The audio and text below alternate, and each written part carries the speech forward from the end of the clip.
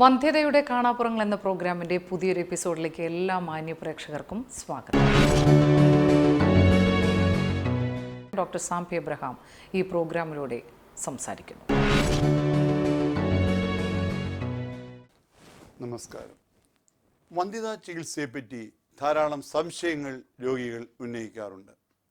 അതിലൊരു ചോദ്യം, ഡോക്ടറെ, ഞാൻ പല ഡോക്ടർമാരെ കണ്ടു, ആർക്കും ഒരു കാരണവും കണ്ടുപിടിക്കാൻ പറ്റുന്നില്ല, ഒരു കാരണവുമില്ലാത്ത അൺഎക്സ്പ്ലെയിൻ ഇൻഫെർട്ടിലിറ്റി ആണെന്നാണ് ഒടുവിൽ എനിക്ക് മനസ്സിലാക്കുവാൻ കഴിഞ്ഞത്. എന്തൊക്കെയാണ് ഇതിന് കാരണങ്ങൾ?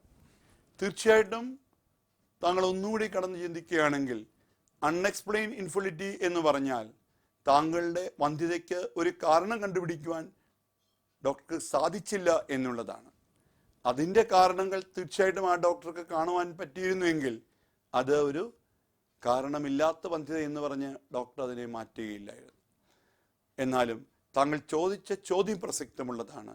ഇതുപോലെ കാരണമൊന്നും ഇല്ല എന്ന് കരുതുന്ന വന്ധ്യതയ്ക്കും ചിലപ്പോൾ കാരണങ്ങൾ ഉണ്ടാവാം. നമ്മൾ ഈ പടത്തിൽ കാണുന്നത് പോലെ ഒരു ഫോളിക്കിൾ പൊട്ടിയിട്ടാണ് എഗ്ഗ് വെളിയിൽ വരുന്നത്.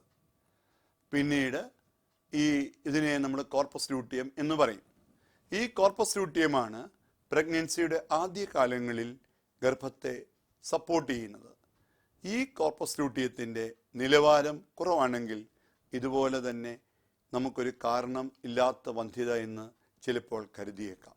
കാരണം ഒരു ഡോക്ടർ നോക്കുമ്പോൾ ഈ പടത്തിൽ കാണുന്നത് പോലെ വ്യക്തമായിട്ട് അണ്ടം വളർന്നു, അണ്ടം പൊട്ടി, എഗ്ഗ് വെളിയിൽ വന്നു, പക്ഷേ പ്രഗ്നൻസി ലഭിക്കുന്നില്ല. അങ്ങനെയുള്ള കേസുകളിൽ നമ്മൾ എപ്പോഴും ഓർക്കണം, ഒരു അണ്ടം വിസർജിക്കപ്പെട്ടു എന്നുള്ളത് കൊണ്ട് മാത്രം അണ്ടത്തിൻ്റെ നിലവാരം നല്ലതാണ് എന്ന് കരുതുവാൻ നമുക്ക് സാധിക്കുകയില്ല. അണ്ടത്തിൻ്റെ നിലവാരത്തിൽ ചിലപ്പോൾ പ്രശ്നങ്ങൾ ഉണ്ടായേക്കാം. അതുപോലെ തന്നെ നമ്മൾ ഈ പടത്തിൽ കാണുന്നു, ബീജാണുക്കൾ യൂട്രസിൻ്റെ മോഹഭാഗത്തൂടെ സെർവൈക്കൽ മ്യൂക്കസ്, അവിടെയുള്ള സ്രവത്തിലൂടെയാണ് യൂട്രസിനുള്ളിൽ കിടക്കുന്നത്. ഈ സ്രവത്തിൻ്റെ നിലവാരം മോശമായാൽ തീർച്ചയായിട്ടും ബീജാണുക്കളുടെ പ്രവർത്തനക്ഷമത കുറയും. നമുക്കറിയാം, വളരെ ദൂരം നടന്ന് യാത്ര ചെയ്യുന്ന തീർത്ഥാടക സംഘത്തിന് ഇടയ്ക്കിടയ്ക്ക് താവളങ്ങളുണ്ട്. അവർക്ക് വേണ്ട റെസ്റ്റ്, അവർക്ക് വേണ്ട ലഘുപാനീയങ്ങളൊക്കെ നൽകുന്ന സ്ഥലം. അപ്പോൾ അവിടെ ഒന്ന് കയറി ഇറങ്ങിക്കഴിയുമ്പോൾ ഈ തീർത്ഥാടകർക്ക് കൂടുതൽ ഊർജം ലഭിക്കും എന്ന് പറഞ്ഞതുപോലെയാണ് യൂട്രസിനെ മോഹഭാഗത്തുള്ള ഈ മൂക്കള അല്ലെങ്കിൽ ഈ സ്രവം ബീജാണുക്കൾക്ക് കൂടുതൽ ഉത്തേജനം നൽകും. അപ്പോൾ ഈ യൂട്രസിൻ്റെ മോഹഭാഗത്തുള്ള ഈ സ്രവത്തിൻ്റെ അളവ് കുറവാണെങ്കിലോ അതിൻ്റെ കട്ടി കൂടുതലാണെങ്കിലോ തീർച്ചയായിട്ടും ഞാൻ ഈ നേരത്തെ പറഞ്ഞതുപോലെ തന്നെ ബീജാണുക്കൾക്ക് ഒരു ഊർജത്തോടെ അണ്ടത്തെ സമീപിക്കുവാൻ പറ്റാതെ വരാം. അതും വന്ധ്യതയ്ക്ക് ഒരു കാരണമാവാം. അണ്ടോൽപാദനത്തിന് വേണ്ടി നമ്മൾ സാധാരണയായി ഉപയോഗിക്കുന്ന ക്ലോമിഫിൻ അടങ്ങിയ ഗുളികൾക്ക് ഇതുപോലെ ഗർഭപാത്രത്തിൻ്റെ ആവരണത്തിന് അവിടെ ഒരു പ്രതികൂലമായിട്ടുള്ളൊരവസ്ഥ ഉണ്ടാക്കുവാൻ സാധിക്കും. ഇങ്ങനെ ഒരു കാരണം കണ്ടുപിടിക്കുവാൻ പറ്റുന്നില്ല എന്ന് നമ്മൾ കരുതുന്ന വന്ധ്യതയ്ക്ക് തീർച്ചയായിട്ടും ടെസ്റ്റ് ബേബി ചികിത്സ ഒരു സഹായകരമായ ചികിത്സയാണ്. ഇവിടെ നമ്മൾ എന്ത് ചെയ്യാണ്? ഓവറിയെ നമ്മൾ ഉത്തേജിപ്പിക്കുകയാണ്. ഈ പടത്തിൽ കാണുന്നത് പോലെ അണ്ടോൽപാദനത്തെ ഉത്തേജിപ്പിക്കുന്ന ഹോർമോണുകൾ നൽകി നമ്മൾ ഓവറിയെ ഉത്തേജിപ്പിക്കുകയാണ്. ഇതിനെയാണ് ഞങ്ങൾ ശാസ്ത്രീയമായിട്ട് സൂപ്പർ ഓവുലേഷൻ എന്ന് പറയുന്നത്. എന്ത് ചെയ്യും? ഈ അണ്ടം വളരുന്നുണ്ടോ എന്നറിയാനായിട്ട് രോഗിയെ നമ്മൾ തുടർച്ചയായിട്ട് സ്കാൻ ചെയ്യും, അവരുടെ ഹോർമോൺ പരിശോധനകൾ നടത്തും. നമ്മൾ സാധാരണയായി ചെയ്യുന്ന ഹോർമോണുകൾ, ഒന്ന് ഈസ്ട്രാഡയോൾ എന്ന് പറഞ്ഞ ഹോർമോൺ ലെവൽ നോക്കും, അണ്ടം പൊട്ടിയിട്ടുണ്ടാകുന്ന പ്രൊഗസ്റ്ററോൺ എന്ന് പറഞ്ഞ ഹോർമോൺ ലെവൽ നോക്കും, അണ്ടം പൊട്ടിയിട്ട് എഗ്ഗ് വെളിയിൽ വരുത്തുന്ന ഹോർമോണായ LHൻ്റെ അളവ് നമ്മൾ നോക്കും. അടുത്തത്, നമ്മൾ ഈ പടത്തിൽ കാണുന്നത് പോലെ കൂടുതൽ അണ്ടം ഉൽപ്പാദിപ്പിക്കപ്പെട്ടു, ഈ ഫോളിക്കിളിൽ നിന്ന് നമ്മൾ എഗ്ഗിനെ എടുക്കുക. ഇതിനാണ് നമ്മൾ എഗ് ആസ്പിറേഷൻ എന്ന് പറയുന്നത്. നമ്മൾ ഈ പടത്തിൽ കാണുന്നത് പോലെ അൾട്രാസൗണ്ടിൻ്റെ സഹായത്തോടെയാണ് നമ്മൾ ഈ ഫോളിക്കിളിൽ നിന്ന് നമ്മൾ എഗ്ഗിനെ എടുക്കുന്നത്.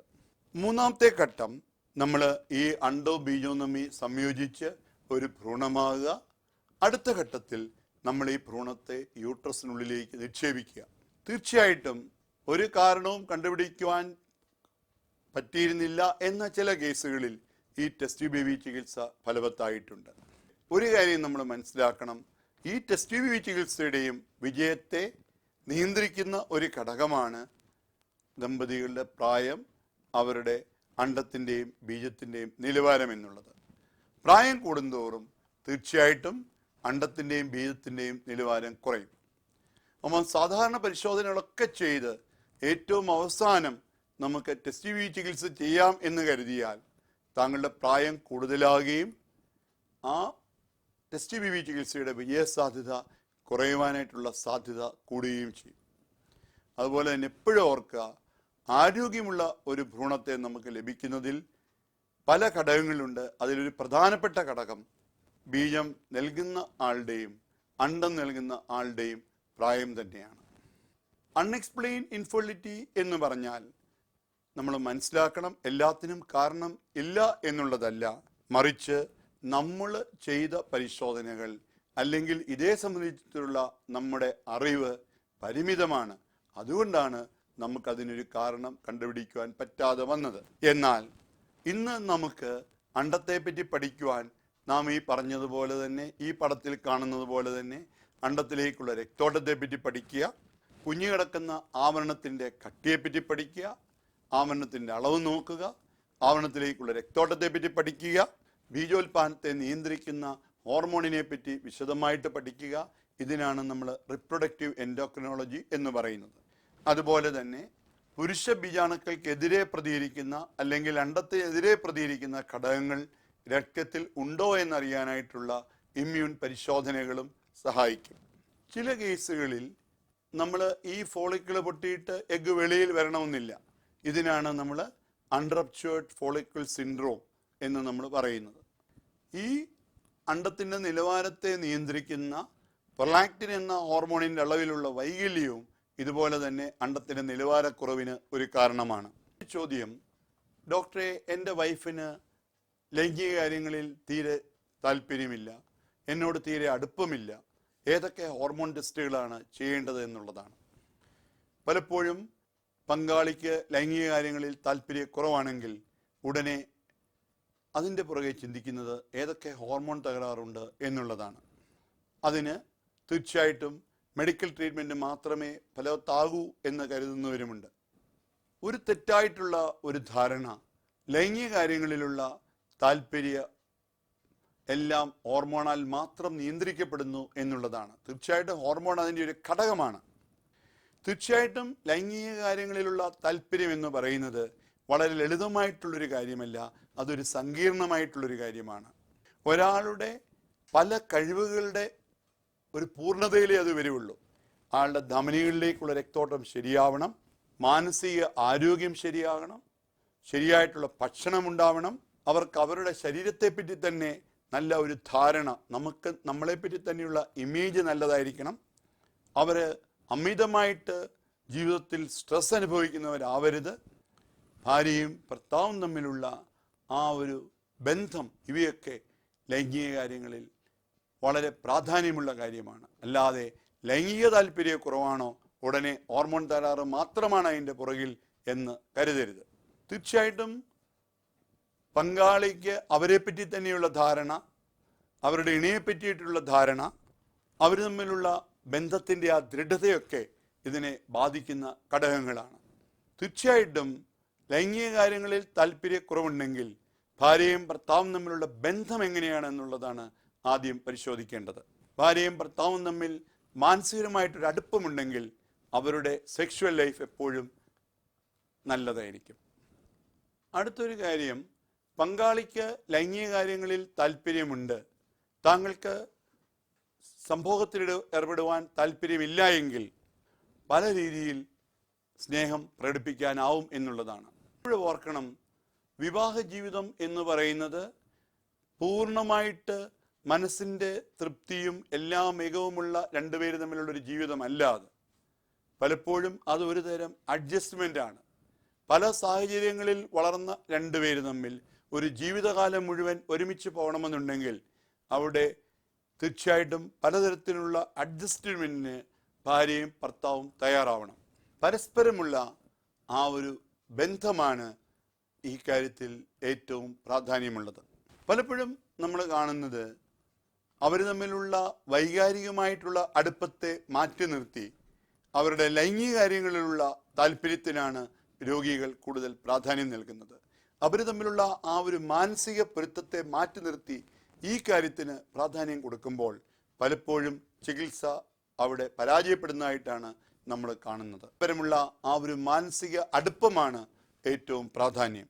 തീർച്ചയായിട്ടും ശാരീരിക കാര്യങ്ങൾ അതിൻ്റെ പുറകിൽ ഉണ്ടാവാം, അവയും നമ്മൾ പരിശോധിക്കേണ്ടതായിട്ടുണ്ട്.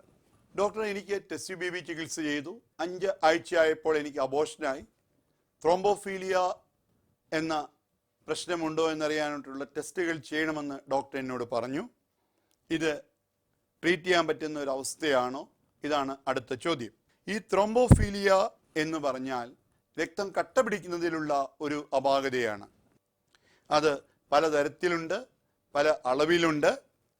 ഇത്തരത്തിലുള്ള അപാകതകൾ തീർച്ചയായിട്ടും അബോർഷന് ഒരു കാരണമാണ്, കുഞ്ഞിൻ്റെ വളർച്ചക്കുറവിനൊരു കാരണമാണ്, അമ്മയ്ക്ക് ഗർഭകാലത്തിൽ ഉണ്ടാകുന്ന പ്രഷറിന്, അതായത് പ്രീ എക്ലാംസിയയ്ക്ക് ഒരു കാരണമാണ്, മാസം തികയാതെ കുഞ്ഞ് വെളിയിൽ വരുന്നതും ഇത്തരത്തിലുള്ള ഈ ഒരു ക്ലോട്ടിങ്, രക്തം കട്ട പിടിക്കുന്നതിലുള്ള ഈ ഒരു അപാകത മൂലവും ഉണ്ടാവാം. അവിടെ നമുക്ക് ആസ്പിരിൻ അടങ്ങിയ ഗുളികകൾ നൽകുക, രക്തം കട്ട പിടിക്കാതിരിക്കാനായിട്ടുള്ള ഗുളികകൾ നൽകുക, ഇവയൊക്കെ സഹായമാണ്. ഡോക്ടർ, എൻ്റെ അടുത്ത ചോദ്യം, ഡോക്ടർ, എൻ്റെ ഹോമോസിസ്റ്റിൻ്റെ അളവ് കൂടുതലാണ്, ഞാൻ അടുത്ത പ്രഗ്നൻസി വൈകിക്കുന്നത് സഹായകരമാണോ എന്നുള്ളതാണ്. രക്തം കട്ട പിടിക്കുന്നതിലുള്ള വൈകല്യങ്ങൾ ചിലപ്പോൾ ജനിതകമായിട്ട് വരാം. ഇത്തരത്തിലുള്ള ജനിതകമായിട്ടുള്ള വൈകല്യങ്ങൾ തീർച്ചയായിട്ടും പ്രശ്നങ്ങൾ തന്നെയാണ്. ഇങ്ങനെയുള്ള കേസുകളിൽ നമ്മൾ നമ്മുടെ രക്തത്തിലെ ഹോമോസിസ്റ്റിൻ്റെ അളവ് നോക്കുന്നത് സഹായകരമാണ്.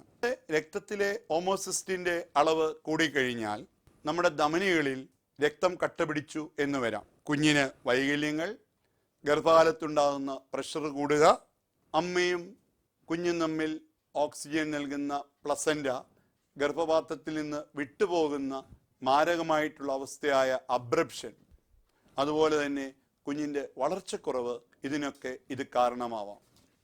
അടുത്ത ചോദ്യം, ബീജവാഹിനി കൊണ്ടുണ്ടാകുന്ന പ്രശ്നങ്ങൾ ഏതൊക്കെ തരത്തിലാണ്? നമ്മൾ ഈ പടത്തിൽ കാണുന്നത് പോലെ അണ്ടവും ബീജവും തമ്മിൽ യോജിക്കുന്നത് ട്യൂബിനുള്ളിൽ വെച്ചിട്ടാണ്.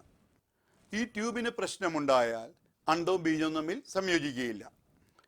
ട്യൂബിനുണ്ടാകുന്ന വീക്കം, ട്യൂബിലുണ്ടായിട്ടുള്ള സർജറികൾ, നമ്മുടെ അപ്പൻഡിക്സിനുണ്ടാകുന്ന വീക്കം ഈ ട്യൂബിനുള്ളിലോട്ട് ബാധിക്കുക, ഇവയൊക്കെ ട്യൂബിന് പ്രശ്നമുണ്ടാക്കുന്ന കാര്യങ്ങളാണ്. ഗർഭപാത്രത്തിൻ്റെ ആവരണത്തിനുണ്ടാകുന്ന വീക്കമായ പെൽവിക് ഇൻഫ്ലമേറ്ററി ഡിസീസ്, അതും ഈ ട്യൂബിൻ്റെ പ്രശ്നത്തിന് ഒരു കാരണമാണ്. അപ്പം ഈ ട്യൂബിൻ്റെ പ്രോക്സിമൽ പാർട്ട്, ഈ യൂട്രസുമായിട്ട് വളരെ ചേർന്നിരിക്കുന്ന ഭാഗം, ഈ ഭാഗത്തിന് പ്രശ്നമുണ്ടായാൽ ബീജാണുക്കൾക്ക് അണ്ടത്തിനുള്ളിലേക്ക് കടക്കുവാൻ പറ്റാതെ വരും. ട്യൂബിൻ്റെ കുറച്ചുകൂടെ ദൂരെയുള്ള ഭാഗം, ഡിസ്റ്റൽ ട്യൂബൽ ഡിസീസ് ഉണ്ടെങ്കിൽ അവിടെ ട്യൂബിന് അടവുണ്ടായി എന്ന് വരാം.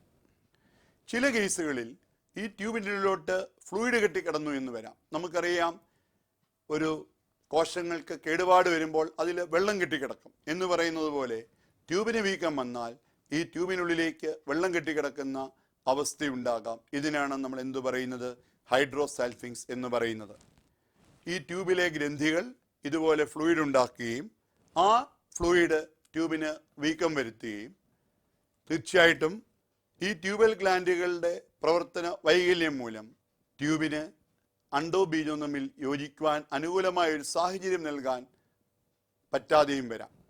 അടുത്തൊരു ചോദ്യം, ഗർഭപാത്രത്തിനോ ട്യൂബിനോ വീക്കം വന്നാൽ എന്തൊക്കെ ലക്ഷണങ്ങളാണ് സാധാരണയായിട്ടുണ്ടാവുന്നത്?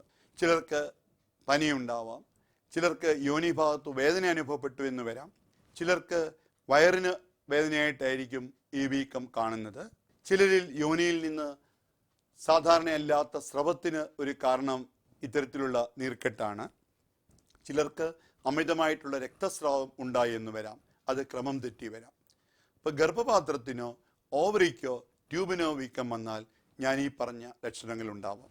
ഈ ട്യൂബിന് വീക്കം വന്നോ എന്നെങ്ങനെ അറിയാൻ പറ്റും? തീർച്ചയായിട്ടും 3D അൾട്രാസൗണ്ട് ഇത്തരത്തിൽ ട്യൂബിനോ യൂട്രസിനോ വീക്കം വന്നിട്ടുണ്ടോ എന്നറിയുവാൻ നമ്മളെ സഹായിക്കും. അങ്ങനെയുള്ള കേസുകളിൽ നമുക്ക് ട്യൂബ് സാധാരണയിൽ കൂടുതൽ യൂട്രസുമായിട്ട് ഒട്ടിപ്പിടിച്ചിരിക്കുന്നതായിട്ടോ അല്ലെങ്കിൽ ഓവറി യൂട്രസുമായിട്ട് ഒട്ടിപ്പിടിച്ചിരിക്കുന്നതായിട്ടോ നമുക്ക് കാണുവാനായിട്ട് കഴിയും. അടുത്തൊരു ചോദ്യം, ഡോക്ടർ എനിക്ക് ഗർഭപാത്രത്തിന് വീക്കം വന്നു എന്ന് ഡോക്ടർ പറഞ്ഞു, എൻ്റെ ജീവിത രീതി തെറ്റിയതുകൊണ്ടാണ് ഇത് എന്നാണ് എൻ്റെ പങ്കാളി പറയുന്നത്.